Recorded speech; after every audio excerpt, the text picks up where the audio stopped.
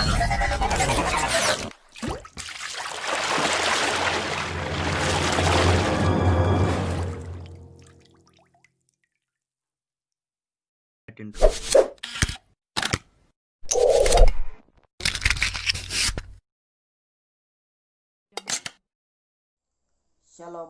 perkenalkan, nama saya Ruben Stinjak dengan nomor NIM 1901010224 dari jurusan PAK Grup H semester 3. Di sini saya akan mengaplikasikan Microscope Word 2010 untuk nantinya dapat dipergunakan dalam sebuah karya ilmiah yang akan digunakan atau biasanya dipakai oleh kalangan mahasiswa atau pelajar. Selamat menyaksikan. Baiklah, sebelum kita mengoperasikan Microscope Word 2010 untuk nantinya kita pergunakan dalam suatu penulisan karya tulis yang biasanya dipakai oleh kalangan mahasiswa atau pelajar lainnya. Sebelumnya kita mengetik menu start yang tersedia atau dalam menu atau bisa juga menu Windows seperti ini. Lalu kita mengetikkannya Microscope Word 2010, kita pilih untuk memulai file baru atau menu baru, untuk memulai dokumen baru. Baiklah, karena file ini masih kosong, marilah pertama kita mengetik dulu kalimat apa atau isi apa yang kita ingin tuangkan dalam sebuah karya tulis. Misalnya kita mengetikkannya presentasi. Baiklah, di sini saya akan lanjutkan dengan identitas saya, yaitu Ruben Stinjak, dan NIM saya. Lalu grup,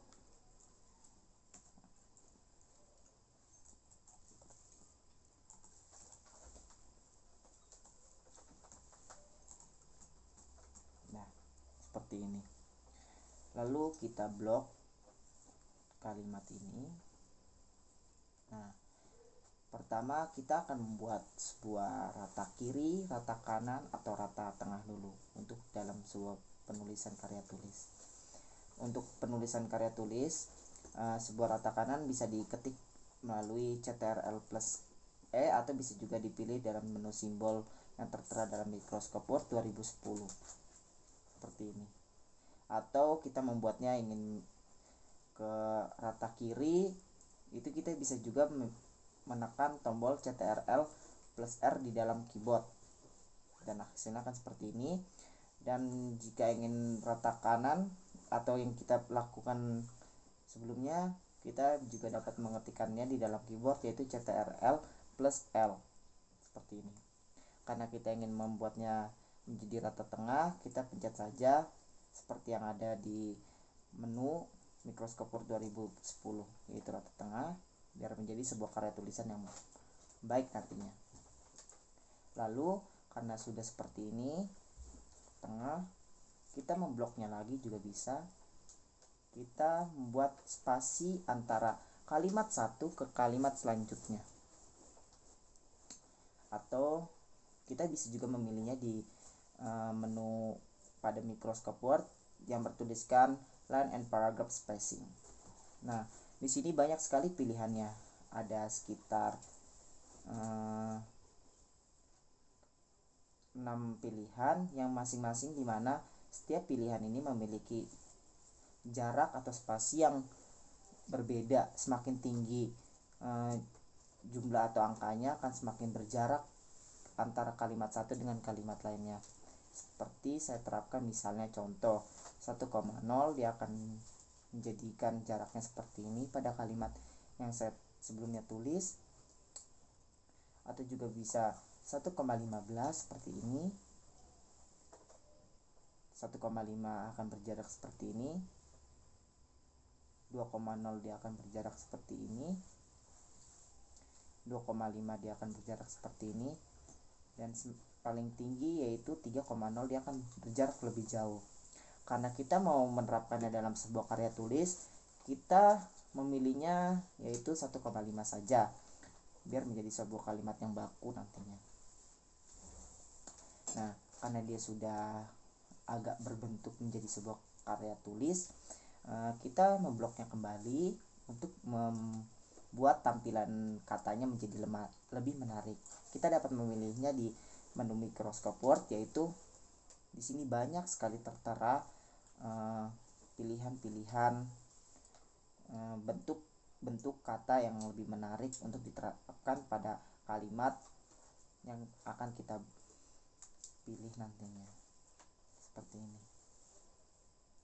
Atau pilihan ini juga kita dapat mengetikkannya, kalau di dalam keyboard kita dapat mengetikkannya, yaitu Ctrl plus Shift plus F. Karena kita ingin simple, kita pilih saja yang di simbol Microscope Word 2010 seperti ini. Lalu kita akan membuat ukurannya menjadi agak sebesar atau menjadi ukuran yang baku bagi sebuah karya tulis, seperti ini. Misalnya ukuran 12, ukuran 14, ukuran 16. Semakin besar ukurannya maka semakin besar juga bentuk tulisan yang akan kita buat.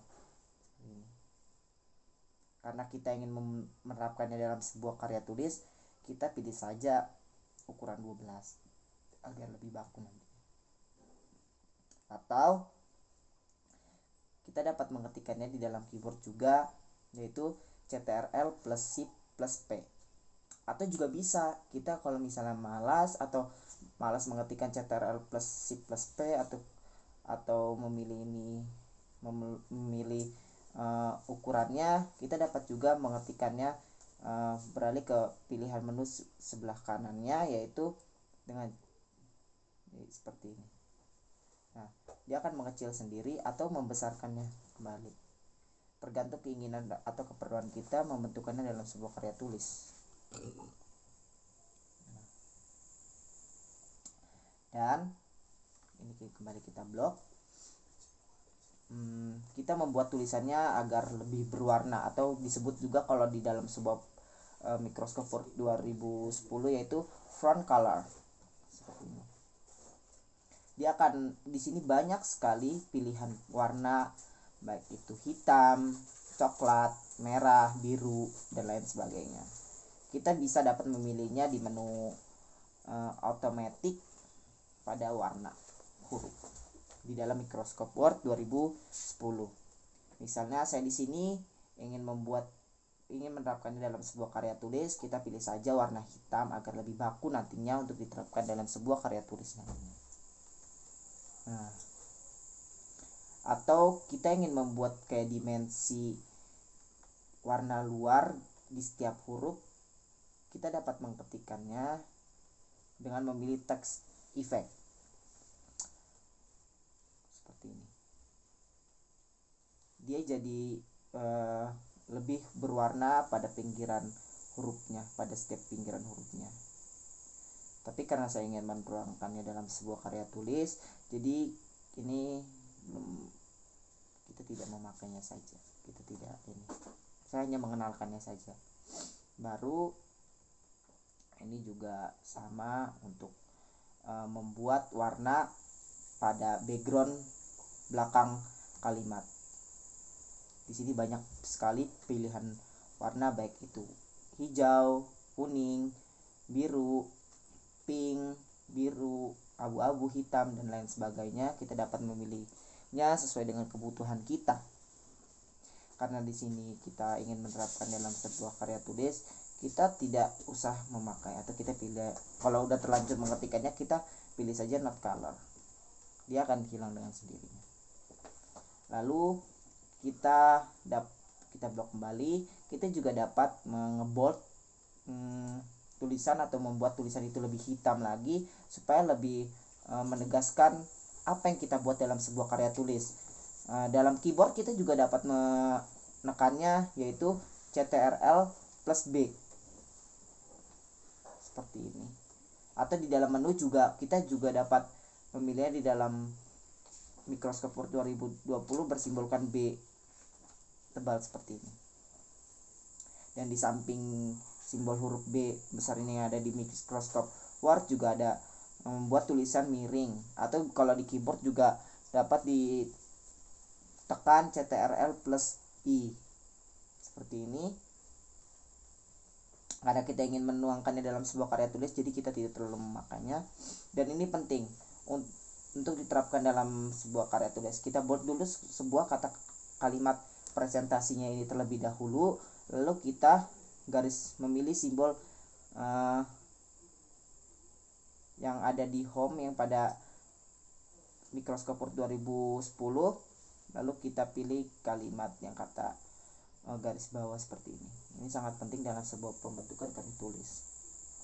Nah, dia membuat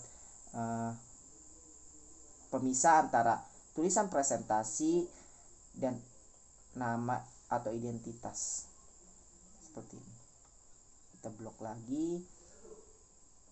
Kita juga dapat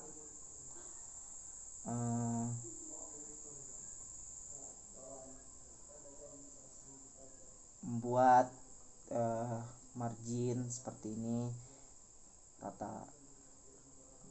Nah, untuk pengubahan margin kita, karena kita belum ada isinya, jadi saya akan menjelaskan sedikit. Nah, kalau ingin ini kita pilih saja pengubahannya seperti ini untuk bagian pilihan margin.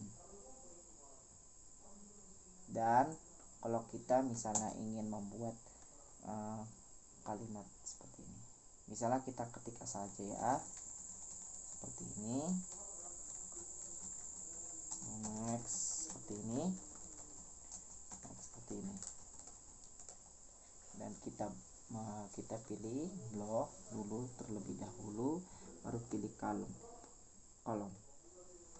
Dan di sini pada pilihan kolom yang tertera dalam Microsoft Word 2010, kita dapat mengubah kolomnya menjadi 2, menjadi 3 seperti yang ada pilihan pada Microsoft Word 2010 ini, sesuai dengan pilihan kebutuhan kita dalam penulisan karya tulis nantinya.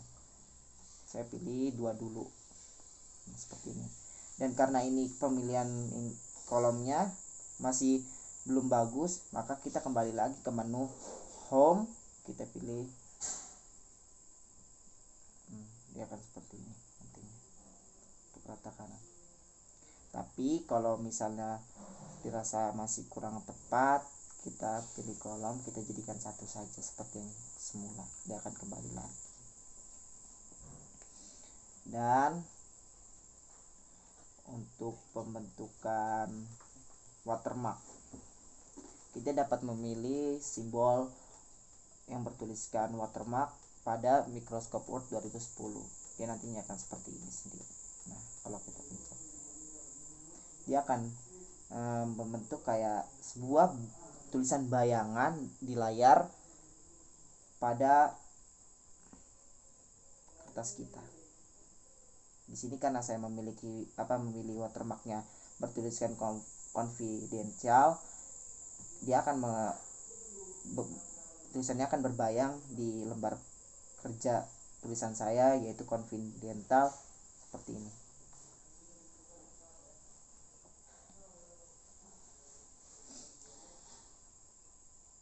Atau kita ingin merubahnya, kita tinggal pilih menu custom.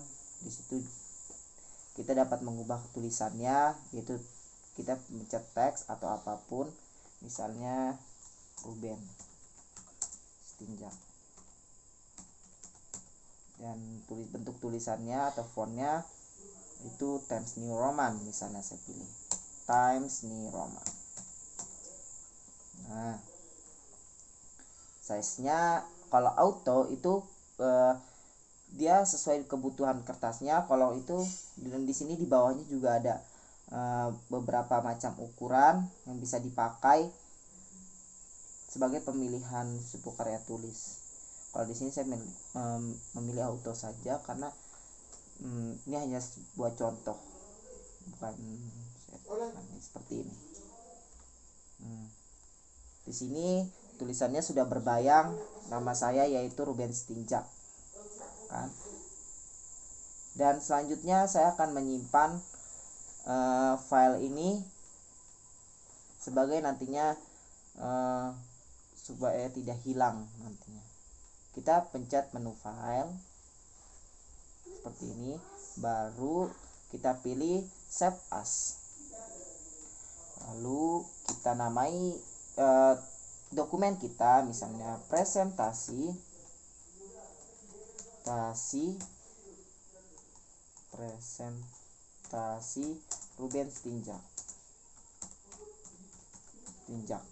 Dan saya biasanya mau menyimpannya di local disk C, dan kita tinggal pilih save dan kita hapus terlebih dahulu. Baik, kita close lembar kerjanya.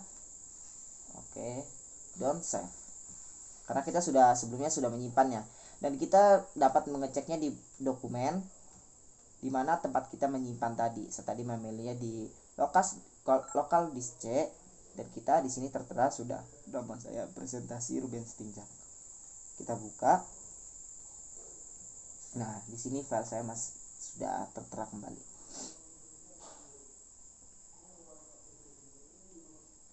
Dan baiklah, hanya ini yang bisa saya sampaikan dalam sebuah pemakaian Microsoft Word 2010. Semoga dapat bermanfaat bagi teman-teman semua. Sekian dari saya, terima kasih telah menyaksikan video saya. Terima kasih dan shalom bagi kita semua. Salam sehat dari Rubens Tinjak. Bye bye.